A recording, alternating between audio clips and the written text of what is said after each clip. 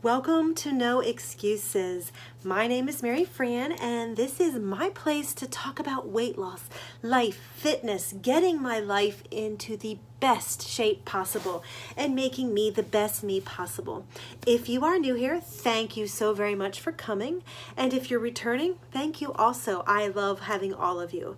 If you haven't already done so, like, subscribe, hit the notification bell, and definitely comment because I really do love the interaction and I really do appreciate all of your comments. So thank you very much.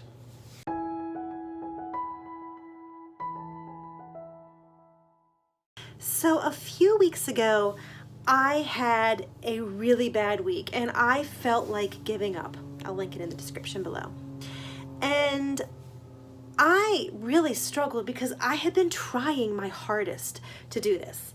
And I have been counting my calories and I've been keeping my calories at 1,600 calories. That is good.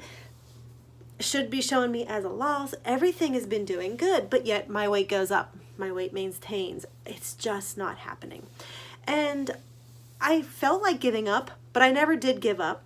But I started to think about it and I stepped back and I spent the last couple weeks actually pondering what my plan is, what my thoughts are, where I really want to go.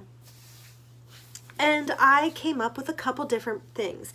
And let's go ahead and first of all talk about the problems. Number one is my calories. I have a calorie count that I know. I know that I should lose weight at the 1,600 calories. But after years and years and years of this process, I know that I really only lose weight at 1,200 to 1,300 calories. Yet I continue to plan my food at the 1,300 calories, but then I have a little snack. I have some extra grapes. I have a couple chips. I have something. I should still be losing weight at 1,500, 1,600 calories. And so I am thinking, I'm good, but I know my body and I don't lose at that rate. So the first thing we're going to do is we are taking the calories. 1,300 is the top. When the budget is out of calories, there is no food in my mouth. Plain and simple. 1,300 is what I'm allowed. Now I am going to allow myself to have a cheat day. And I think a cheat day or a cheat meal is really instrumental because it's that day that lets me have the food that I really want to have. It lets my body just sit back. It gives me a break. I still calculate it, and in the past, whenever I've had a cheat day, I'm really not that high anyway because I'm already used to eating that way. So that is actually what I'm going to do. So I am going to just be extremely, extremely, extremely religious about my calories. It's a budget. I'm not going to break the budget. The next thing is sleep, and this one is harder because I have been struggling for the last year or so with my sleep. I fall asleep so easy in the evenings, but then at 1 o'clock in the morning, I am laying in bed, wide awake, unable to go back to sleep. And so I'm awake from 1 o'clock on, and I can't sleep. And that catches up with me, and so I'm almost always tired. And I know that this affects weight loss also. So I think I might have gotten a solution. Jason is now shoveling pills at me. He's shoveling like a hemp CBD pill at me. And thus far, it seems to be working. I am sleeping a lot better. I either make it to the alarm or to right before the alarm. So cross your fingers that I have a solution for that because I know that that weighs in a lot on this effort. So I'm going to keep taking the pills. I'm going to keep trying my hardest, and let's hope that this either resets my body so I can sleep or that the pills continue to work for me because that is a major one. And if the pills don't work, I'm going to keep trying other methods to try to figure out this sleep problem. This one isn't typically a problem, but I am going to talk about it because as I get back into this, I want to make sure I'm getting that 64 ounces of water a day. 64 ounces is non-negotiable. It has to be done. I need to be drinking this water.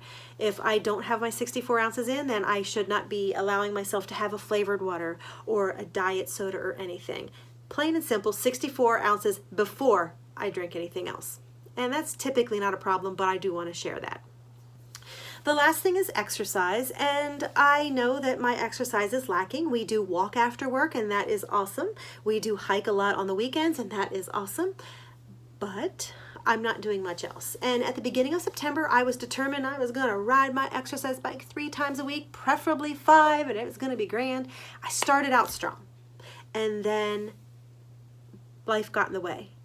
And I let life get in the way, and I let life take the driver's seat. And my health should be in the first priority. And so I let it take priority, and I stopped working out because I had other things at work to do. I stayed and worked through my breaks and my lunch. So I stopped, and I'm not going to let that happen anymore. I have to make it a priority. So I am going to say that I will exercise at least 3 times during the week. I do have that exercise bike, and I do want to ride it. So that is going to be an easy one. There are no excuses to not, because it's inside. It's right there. The other thing is that I have been dying to get back to run, and I really want to run. Now, I have been dealing with plantar fasciitis, and I am to the point where I'm just like, I'm ready to say screw it and just go out anyway. And I am going to try to run a little bit. I'm going to be really good. I'm going to ice my foot. I'm going to roll my foot. I'm going to do everything I possibly can to try to keep that plantar fasciitis at a low level of issues. But I want to go out and run because it's just where my heart is going. And I'm like, if I could run. So I am going to really do my best to actually get out and move and keep myself busy. The nice thing about it is if my plantar fasciitis does kick in and keep working harder and hurting worse, I can ride the bike, and that doesn't hurt as much. So that is my plan. I am not aiming for perfection. I'm not going to tell you that I'm going to do this, and that, and the other, and it's going to be this. I am not aiming for perfection. I am aiming for real life. And that means that sometimes real life will throw a curveball at me.